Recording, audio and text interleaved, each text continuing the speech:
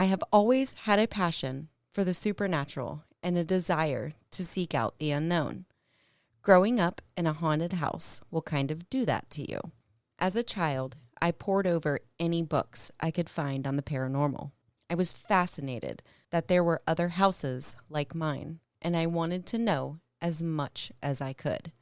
Ghosts, UFOs, cryptos, you name it. I was into it. I wasn't always a great student. In fact, a third-grade teacher told me that I would never amount to anything and that no one would ever hire me. Encouraging words for a young buck to hear, no? I barely graduated high school and had no real ambition to go to college. The words of a teacher that stayed with me for years, and unfortunately, I believed them. Fast forward a few years to a trip to the Pennsylvania State University that changed everything. I dropped a friend off at the main campus one summer weekend, and the minute my feet hit the pavement, I had an overwhelming sense that I needed to be there. I knew I had to pay attention to my gut feeling. So the day I got back to my hometown, I signed up for classes at the local community college. I transferred to Penn State, and during my studies, my passion for the paranormal grew even more. As luck would have it, there was a paranormal club on campus, the world-renowned Paranormal Research Society, or PRS. I trained with them and later worked as their case manager, interviewing thousands of eyewitnesses to the unknown. This led to the opportunity to co-host A&E's hit docuseries Paranormal State that ran from 2007 to 2011, which chronicled the works of PRS. After Paranormal State, I became the host for Chiller's Real Fear, The Truth Behind the Movies, and Real Fear, The Truth Behind More Movies, which explores the real-life terror behind some of the world's most iconic horror films. I took my curiosity further on the series Paranormal Lockdown with my co-host Nick Groff. In an effort to learn more about the unknown, we spent 72 hours confined to dark, haunted locations. Currently, I can be found with my friend and fellow co-host, Jack Osbourne, on Portals to Hell. Jack and I teamed up to investigate the world's most sinister and haunted locations, and you can catch us now on Discovery Plus. It's funny to think that if I hadn't taken my friend to Penn State, this journey may have never happened, and the paranormal in my life may have only existed in the books I read and, my house. I graduated from Penn State with degrees in integrative arts with a focus on music production and theater with a focus on acting and a minor in music technology. Take that, third grade teacher. I laughed so hard when I read that the first time. Throughout the year, I lecture at paranormal conferences and events where I discuss my experiences in the field. I am also the co-founder of Atheron, a group aimed at furthering the paranormal field and helping those affected by it. In addition, I am a producer, developing original content in this space. Outside of my work in the paranormal and television, I am a singer-songwriter and musician. Most recently, I was the lead singer, lyricist, co-writer, and founding member of Away from 30 from 2015 to 2018. Currently, I'm in the studio writing and recording songs for a new solo project. I had no idea she was just like a musician. I know. That's incredible. I'm also an actor. Outside of my degree, I have had the wonderful opportunity to study at various institutions such as Walnut Street Theater in Philadelphia, Stella Adler Studio of Acting in Los Angeles, and Royal Academy of Dramatic Art in London. In my free time, I love karaoke, cooking, makeup artistry, vintage fashion, antiques, and watching reruns of The Golden Girls. Seriously, I'm obsessed with the show to unhealthy levels and will probably try to convert you to being a fan too. Rest in peace, Betty White. Absolutely. I also spend time volunteering as a crisis counselor, which I have been doing since 2008. That's awesome. I know. And I love that it was like hers, you know? Yeah. It's super cool. I just am more blown away by the fact that she's a musician. I know. I had no idea. And the band that, I don't know, it was Away from 30. I'll have to check it out. Yeah, absolutely. I'm definitely going to have to go check that I'm out. surprised you didn't check it out. I'm surprised you didn't even check that out, like on YouTube. Yeah, I haven't yet. Yeah, we'll have to find it. Yes. We'll have to. I wonder what kind of music she would sing. Let's see. Let's play some bets here. I'm gonna say pop. You say pop? Yeah, it's gonna either be pop or like kind of like light gothy rock. I would lean more towards the gothy rock or like a punky. I don't think rock. she'd be a punk. I don't know. Who knows? Maybe we'll turn it on. She'll be like a country singer. We have no idea. I found that out. I found that very interesting. I was pretty like, cool. wow. I really only thought she was just like the paranormal. I know she went to college because she was on Paranormal State, and all of them went to Penn State. Yeah, and it like weren't in Paranormal State, weren't they like at the school? Like they went around. Okay. But that's what made them Penn State, though, was that they went to Penn State. But yeah, that's where I knew her from. So I don't know. Okay, so for this next portion, we're going to do something a little different. Okay. And it goes. I would like to start this section off by saying that, like we've said in previous episodes, that finding history of a show that is currently on television can be a bit taxing. While I did actually find out how the pair met, it's extremely ordinary and kind of bland. Not what you would expect from such a popular television show, but nonetheless, it takes away nothing from the show and how great it is. So I thought, in this instance, maybe we would try something a little different to kind of tell the story and give reference to how the show started.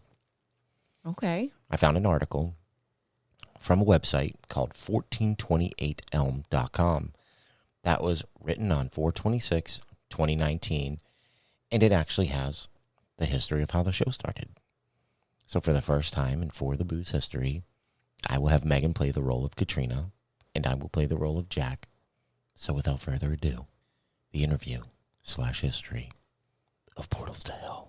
Okay, hold on. Let me go over by you so we don't have to pass paper back. Hold, please. 1428 Elm says, how did you both begin investigating the paranormal? For me, it was growing up in a haunted house, having those experiences and researching on my own, trying to figure out exactly what was going on. From there, I joined a club in college. It's like a training club, and it just sort of snowballed into what it is today. There's been times I've tried to get away from it, but it always found a way to suck me back in. It's one of those things that I tell people, be careful of what you want to get into, because I don't know if I can leave. Once it's in your blood, it's there forever. Well, for me, I got into this as a child, watching the X-Files. I had all these paranormal books, conspiracy theories and UFOs. I kind of just fell into it. I got to do a show years ago called Haunted Highway, and it really plugged me in to the paranormal world. I'm the enthusiast weekend warrior, and Katrina's the seasoned pro. 1420 Elm asks, I don't know. I think you're both seasoned by this point. How did you both end up partnering together for Portals to Hell? I was very aware of Katrina's work and what she'd done after I did Haunted Highway.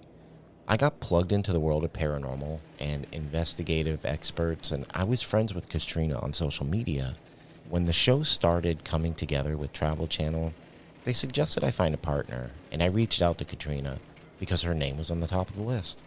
When we met and realized we share the same sensibilities when it comes to this kind of stuff, and we just kind of hit the ground running. 1428 Elm asks, when investigating, you have to have good chemistry and like-mindedness in investigating style, and you both flow very nicely. The first season features some heavyweights in terms of locations like Trans-Allegheny, Eastern State, the LaLaurie Mansion. Which of these was your favorite to go to, or the most active, and will you be focusing more on the discovery of negative entities in these locations, since the name is Portals to Hell? My favorite was the LaLaurie Mansion in New Orleans because it's iconic. Everyone has been wanting to get in there forever, and no one has gotten to. As for history, architecture, and a paranormal lover, it checks all my boxes. For me, I kind of have two buckets. The LaLaurie was a huge get, and it has been this coveted location to get in the paranormal investigative world, and we got access. But my favorite and most frequented location was Eastern State Penitentiary. 1428 Elm asks, Without spoiling anything, do you have any notable experiences that you want to share? oh yeah, there were some locations that weren't popping off like we were told they would. Bobby Mackey's for us was a strange investigation. We didn't experience the typical type stuff, although things did happen that were very unexplainable and continued to happen after we left the location. We have people on our crew that would see full body apparitions. We've had stuff moving in front of us. We had the gambit to the point where I was looking at the crew going, "Are you guys screwing with us right now?" Everyone was shocked and freaked out. 1428 Elm asks, When you go into these locations, are you looking for anything in particular, or are you just there to see what you see? It's about going in and immersing ourselves in that environment and seeing what we can document. Do we have the experiences that other people have? Do we not have the experiences? We have a whole team of seasoned professionals that can help us document everything. I think that's the goal, to actually get this stuff down on camera. 1428 Elm asks, In your investigation style, will you be more tech-heavy or more intuitive-heavy? I'd say it's a healthy balance. We do rely on our tech, but a lot of the things that happen, it's like 50-50. And sometimes we bring in a medium and we'll do an EVP session. We usually spend a night or two at these locations. We have to try everything in those windows. 1428 Elm asks, What is your favorite piece of tech to use in an investigation? I really love the GeoPort, made by a man named George Brown, and it's an audio device that works in a couple different ways. It splices up the radio. It goes through AM radio stations very quickly, and the belief in the field is that if you hear any words come through that are intelligent, that would suggest that something is trying to communicate with you. I've had really good success with it throughout the years, and I'm always impressed by it. For me, it would be my Mel meter. I always have it on me, and then towards the end, the last couple of episodes that we were filming, I got some really amazing results using an EVP recorder. Just a tiny digital recorder that we used, and we picked up some cool things. That's the end of the interview. Now, from there, the interviewer just goes on to thank them for taking the time to do the interview. And with not much history, I didn't want to come on here and just tell everybody, hey, they just met on social media because Jack started a show. But, that is in essence how it started. Yeah. So if you're like me and Megan, then you're probably a big fan of the show. From growing up watching Jack on MTV to being a little older and seeing Katrina show up on Paranormal State, Paranormal Lockdown, then this show, it hits all the right notes for us. It's an easy show to love. It's one of the few network television shows where they don't always find stuff, which definitely gives it an air of reality in some sort.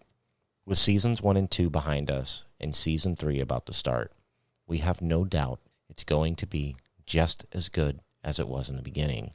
So strap in, turn the lights down low, and let's get ready to see if our favorite locations really do have portals to hell.